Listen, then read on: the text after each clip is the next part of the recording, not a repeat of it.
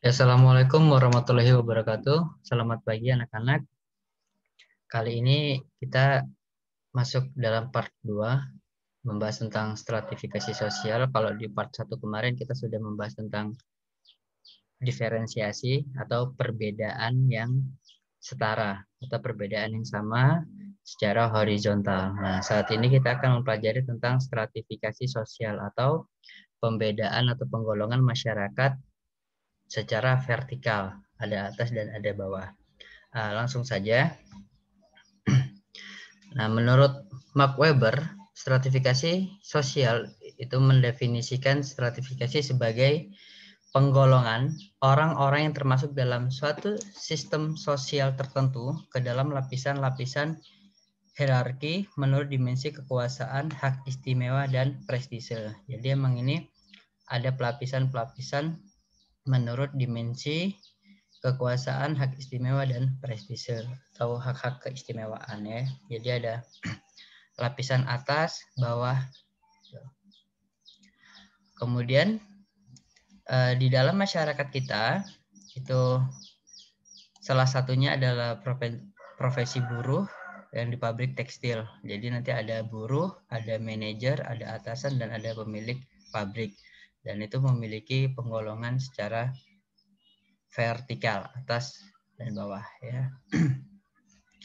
Nah, kali ini kita akan membahas tentang faktor penyebab stratifikasi sosial. Apa sih yang menyebabkan stratifikasi sosial?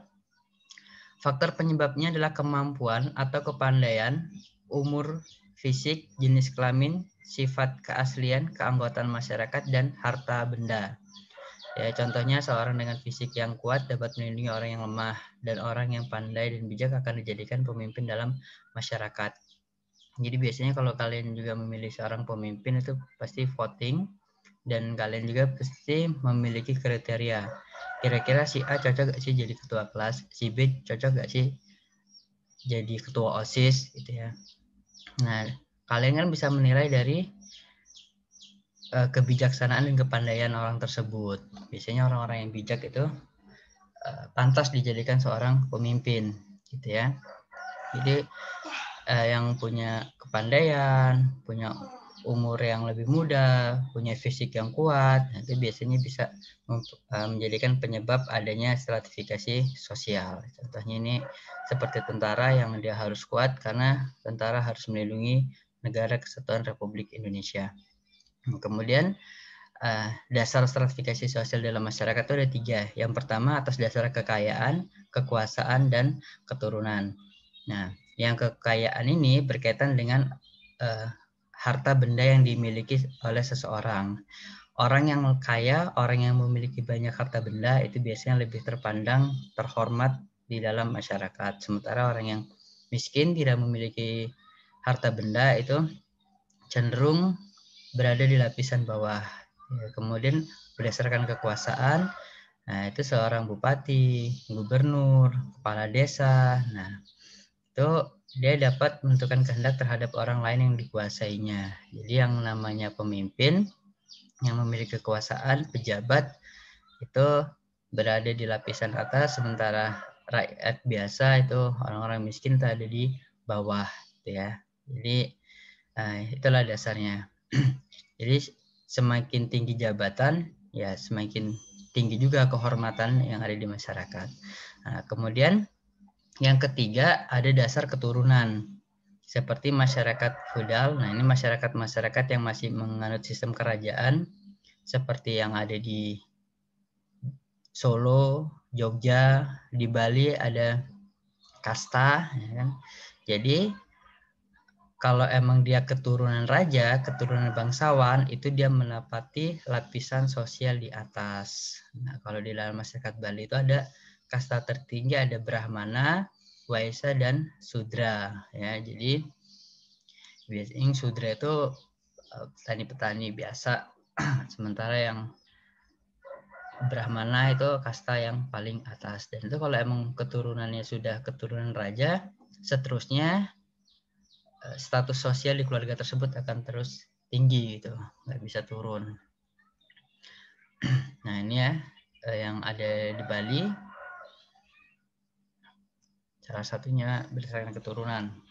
Nah, kemudian apalagi sih yang membedakan antara lapisan atas dan lapisan bawah? Itu biasanya karena adanya pendidikan. Biasanya yang dia pendidikannya lebih tinggi, dia menempati lapisan yang atas karena dia memiliki keahlian atau profesi yang memberikan penghargaan yang lebih gitu. Kemudian ada status dan kedudukan.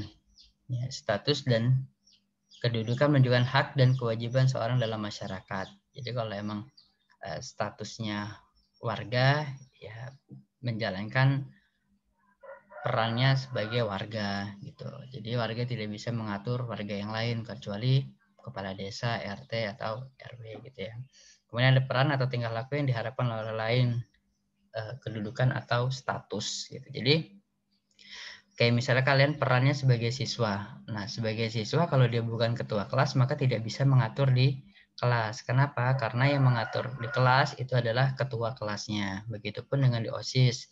Jadi memimpin rapat, mengambil kebijakan, semua itu harus dari ketua OSIS. Anggota OSIS hanya bisa memberikan saran, keputusan tetap ada di ketua OSIS. Jadi yang namanya ketua ya menjalankan peran sebagai ketua, sementara anggota harus menjalankan perannya sebagai anggota. Kemudian ada sifat, ada 3. Yang pertama stratifikasi sosial tertutup, stratifikasi sosial terbuka, dan stratifikasi sosial campuran. Nah, stratifikasi sosial tertutup itu yang tadi seperti masyarakat feudal. Jadi dia yang udah di atas tidak bisa ke bawah dan yang di bawah tidak bisa ke atas. Ya, seperti keturunan raja, kerajaan, sultan, dan masyarakat yang ada di Bali. Ya. Nah, sementara stratifikasi yang terbuka itu dia bersifat demokratis. Jadi siapapun bisa di atas, siapapun bisa di bawah. Nah, dalam stratifikasi sosial terbuka itu juga ada 2 jenis. Yang pertama, perpindahan sosial naik dan turun, gitu ya, atau stratifikasi terbuka naik dan turun. Yang dimaksud naik dan turun itu melihat dari keturunannya. Contoh, misalkan seorang ayah yang masuk tentara, dia sebagai perwira, sementara anaknya bintara. Nah, perwira dan bintara kan lebih tinggi perwira. Maka stratifikasi tersebut bisa dibilang stratifikasi turun. Kenapa turun? Karena ayahnya perwira, anaknya bintara. Nah, jadi itu stratifikasi terbuka turun. Nah, kemudian sebaliknya, apabila ayahnya itu bintara, kemudian anaknya itu perwira, maka itu stratifikasi sosial terbuka naik gitu ya. Jadi naik di keluarganya itu naik gitu. Kemudian stratifikasi sosial campuran itu kombinasi antara terbuka dan tutup. Misalnya ketika ada anak sultan dari Jogja, kemudian dia bekerja di Jakarta, maka dia harus menjalankan perannya sebagai posisi pekerjaan dia di Jakarta itu tadi. Dia tidak bisa menuntut lebih atau tidak bisa menjadi sultan lagi di Jakarta gitu ya. Nah, kemudian fungsinya distribusi hak istimewa kemudian menjadi sistem pertanganan pada strata yang berhubungan dengan kewibawaan dan penghargaan. Kemudian kriteria sistem pertentangan dan persaingan, penentu lambang-lambang simbol status atau kedudukan seseorang, kriteria sistem pertentangan dan persaingan, kemudian ada penentu lembaga atau simbol status atau kedudukan. Nah, ini menurut Aryata Toles, stratifikasi di bidang ekonomi ada kelas atas, kelas menengah, dan kelas bawah. Kelas atas itu adalah orang-orang kaya yang mampu memenuhi kebutuhan hidupnya, bahkan berlebih. Nah, sementara kelas menengah itu dia yang mampu cukup untuk mencukupi kehidupannya sehari-hari, sementara kelas bawah adalah golongan orang-orang miskin yang sangat sulit untuk memenuhi kebutuhannya. Nah, ini kemudian ada pelapisan sosial dan politik. Yang sosial itu pelapisan masyarakat secara sosial adalah sistem pengelompokan masyarakat berdasarkan status. Umumnya nilai status orang dalam masyarakat diukur dari prestise atau gengsi. Jadi biasanya orang yang bekerja di bank, orang akan memilih bekerja di bank daripada menjadi kuli bangunan. Meskipun gaji kuli bangunan itu lebih besar daripada gaji seorang teller bank. Kenapa? Karena gengsi. Biasanya dia untuk gengsi aja, gitu ya. Kan banyak seperti itu. Atau dia lebih bangga menjadi teller bank dibanding kasir Alfamart. Nah, sementara gaji kasir Alfamart dan pegawai bank itu jauh lebih besar kasir di Alfamart. Nah, dia nggak mikirin gaji, yang penting gengsinya, gitu, bekerja di bank. Kemudian sistem politik, ya ini secara pelapisan masyarakat didasarkan pada wewenang atau kekuasaan. Jadi kalau dia bupati itu biasanya dipandang lebih tinggi daripada masyarakat biasa. Bahkan kalau mau kemana-mana harus ada pengawal segala macam kan, pejabat-pejabat kita. Nah, karena mereka memiliki lapisan yang tinggi, gitu ya. Semakin tinggi jabatan ya semakin tinggi juga lapisan sosial yang didapatnya dalam pemerintahan. Kemudian di Indonesia sendiri ada beberapa sistem stratifikasi sosial dalam masyarakat pertanian. Nah, ini dalam masyarakat kita ada lapisan tertinggi adalah petani yang memiliki tanah, ya. Jadi petani yang memiliki tanah itu lapisannya tinggi. Oke, kalau kalian mau dapat beasiswa tuh biasanya ditanya pekerjaan ayah apa? Petani. Nah, tapi kalau petani pemilik tanahnya 10 hektar, 20 hektar, bahkan 50 hektar, maka ya tidak pantas mendapatkan beasiswa karena dia memiliki lahan, atau apalagi lahannya besar ya, 2 hektar, 5 hektar, 10 hektar gitu. Sementara lapisan menengah itu adalah petani yang tidak memiliki lahan pertanian, namun memiliki tanah perkarangan dan rumah. Nah, misalnya luas tanahnya 100 meter, 50 meter untuk bangunan rumah, 50 meternya bisa digunakan untuk lahan pertanian. Itu untuk lapisan yang menengah. Sementara yang terakhir, lapisan terendah yaitu kaum petani yang tidak memiliki tanah pertanian, perkarangan, dan rumah. Jadi dia buruh tani ya, lebih tepatnya adalah buruh tani yang bekerja di petani tersebut dan akan mendapatkan upah harian. Nah, kemudian berdasarkan kriteria ekonomi. Jadi ada lapisan pertama, elit desa yang memiliki cadangan pangan atau pengembangan usaha. Kemudian lapisan kedua terdiri dari orang yang hanya memiliki cadangan panganan saja. Yang terakhir, yang paling rendah itu ada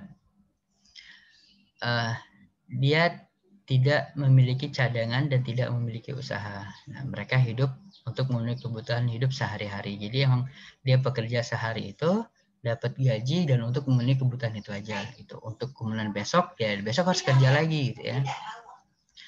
Nah, ini dalam masyarakat Indonesia kita ya, profesi sebagai buruh tani itu sangat banyak, bahkan profesi terbanyak adalah sebagai buruh tani ya. Dan ini stratifikasi dalam masyarakat feudal atau stratifikasi dalam masyarakat kerajaan itu tadi, seperti yang ada di Solo, Jogja, Bali ya. Jadi stratifikasi dalam masyarakat mereka yang keturunan raja, keturunan sultan, keturunan Brahmana, itu raja dan kaum bangsawan merupakan pusat kekuasaan yang harus ditaati dan dihormati oleh rakyatnya gitu. Kalau di Jogja itu seorang sultan otomatis menjadi gubernur Yogyakarta. Sementara kalau di Solo, sultan itu belum tentu seorang wali kota Solo gitu ya. Kemudian terdapat lapisan utama yaitu raja dan kaum bangsawan atau kaum feodal, dan lapisan di bawahnya yakni rakyatnya. Jadi rakyatnya ada di lapisan paling bawah. Kemudian ada pola ketergantungan dan patrimonialistik. Kemudian terdapat hubungan antar kelompok yang diskriminatif. Jadi yang atas ya udah di atas terus, yang bawah di bawah terus. Masyarakat pula terus memiliki sistem stratifikasi tertutup. Dia tidak terbuka ya. Kemudian ini stratifikasi zaman Belanda. Nah, kalau di zaman Belanda itu golongan bumi putra, kita sebagai warga Indonesia itu ada di paling bawah, kemudian atasnya ada golongan timur asing, Cina, Jepang, kemudian golongan teratas ada golongan Eropa atau Belanda itu sendiri. Sementara dalam stratifikasi zaman Jepang, nah, kita berada di tingkat menengah. Jadi paling atas itu adalah bangsa Jepang, kedua bumi putra, yang ketiga bangsa Eropa dan Cina, gitu ya. Jadi ini penggolongan masyarakat pada zaman Belanda dan zaman Jepang. Nah, ini sistem stratifikasi sosial di era modern. Nah, ini di era sekarang Karena adanya industrialisasi modern tentu membawa dampak yang jauh lebih luas pada industri masa kolonial Belanda. Jadi beda sekali antara zaman Belanda, Jepang, dan zaman sekarang. Nah, kriteria profesi itu ada kelompok profesionalisme ya, yang dia kelompok profesional yang udah jago, dan dia itu kalau udah jago, udah profesional, dia mendapatkan posisi yang paling atas. Nah, sementara kalau belum jago atau semi profesional itu di golongan tengah, dan yang paling bawah adalah buruh rendahan. Jadi buruh yang masih rendah, yang masih baru, yang belum memiliki keterampilan apapun. Nanti kalau dia udah kinerjanya bagus, keterampilannya bagus, dia naik jadi profesi awal, lebih baik lagi naik lagi jabatan sebagai kelompok profesional. Nah, kemudian dalam masyarakat modern juga ada kriteria ekonomi. Lower class itu adalah golongan masyarakat yang paling miskin, yang sulit memenuhi kebutuhan sehari-hari. Kemudian yang paling atas selanjutnya ada golongan middle class, dan yang terakhir ada upper class, adalah golongan orang kaya ya. Ini konsekuensi stratifikasi sosial. Kita bisa melihat orang berstatus tinggi atau rendah bisa kita lihat dari pakaiannya, rumah dan perabotannya, bahasa yang digunakan, gaya bicaranya, makanan, gelar pangkat, dan hobi. Nah, biasanya hobi juga menentukan konsekuensi dari stratifikasi sosial ya. Oke, Bapak rasa cukup. Minggu depan kita akan membahas tentang kesetaraan ya. Jadi kita sudah membahas tentang perbedaan yang setara, yang secara horizontal atau diferensiasi sosial, dan perbedaan secara vertikal atau stratifikasi sosial. Terima kasih. Wassalamualaikum warahmatullahi wabarakatuh.